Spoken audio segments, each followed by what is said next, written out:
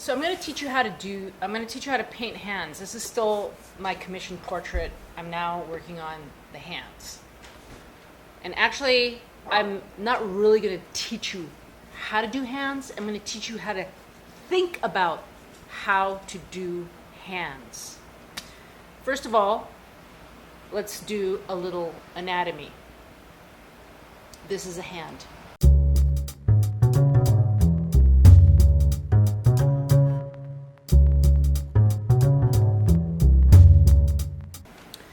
So when you think about your hands, basically there's two main components, right?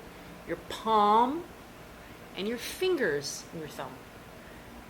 And your palm holds your fingers and thumbs together. Now, what I often find people get wrong when they start drawing hands, like when I teach students how to do anatomy in the figure, they tend to make one of these two segments disproportionate to the other. Either fingers too small, proportionate to the palm, the hand, the top of your hand, or the palm too small for the fingers.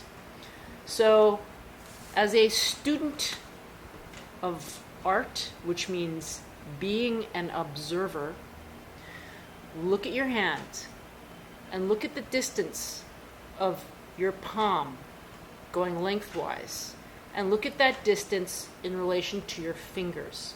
They're almost the same size. So your full length of your hand is 50% palm, 50% fingers, or your longest finger, or thereabout. Not exactly, but close to. So once we have that figured out, then when you start looking at your hand in different angles, you will start to understand that if you have fingers that are a certain size, then the palm has to also be the same length. If your fingers are bent, then you have to take that into consideration. Foreshortening, this means foreshortening. This is one of the hardest things to render when you're drawing or painting the figure, right? What made the Renaissance a breakthrough period in representational figurative painting is because Italian Renaissance artists figured out how to capture the idea of an object pointing straight at the viewer. Foreshortened.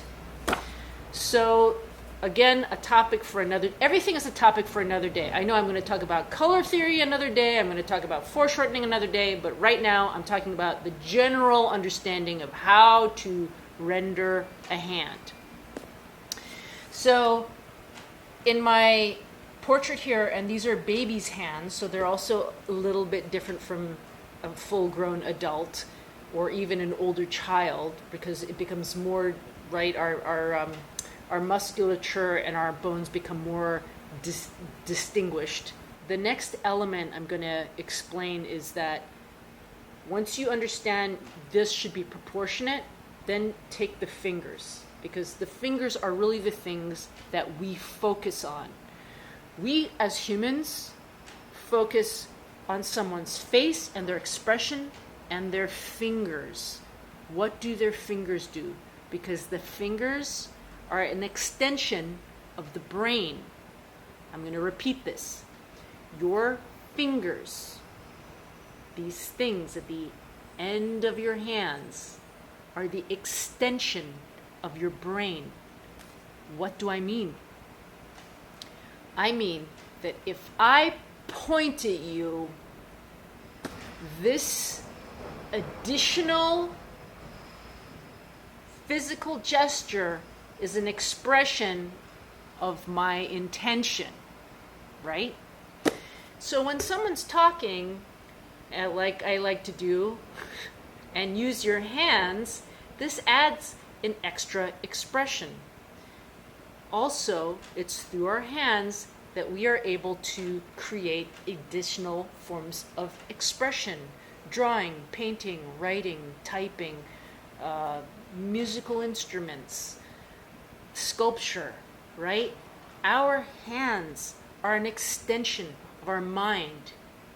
So therefore, the representation of hands are as important as a representation of one's face.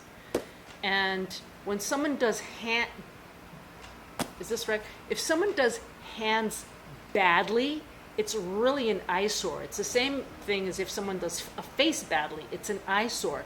You can screw up an arm, you can screw up a thigh, but you can't screw up hands, and you can't screw up a face. Can't do that if you're a representational artist. The hand is made up of a bunch of different bones. In our wrist, we have about, approximately 7 little bones that allow us to do the twisting and turning and bending. But from the wrist, we then have the bones of what's called the metacarpals. And there's one metacarpal bone for each finger. And those metacarpal bones are hidden within the palm of our hand. The next set of bones are called the phalanx bones. The first set of phalanx bones are called the proximal bones. And these are the major, I'm calling them major because when we look at someone's hands, this articulation from our knuckles, right, that attach the medical... Washington, come here.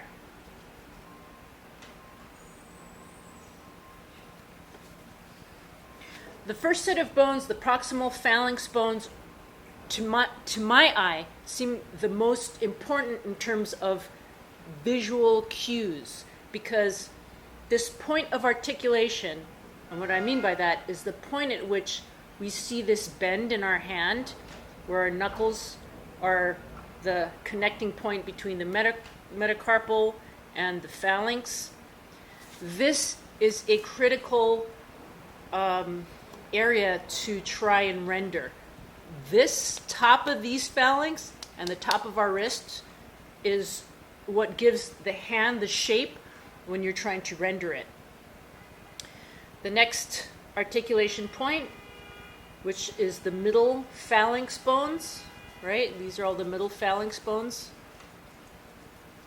And then we have the distal.